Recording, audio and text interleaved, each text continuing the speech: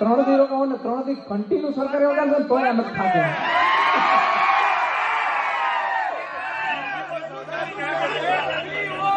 આમ જો એ ભાઈ ઉભા રહો સરકારી વગાડ નાખે પણ આ છેલ્લી વાર.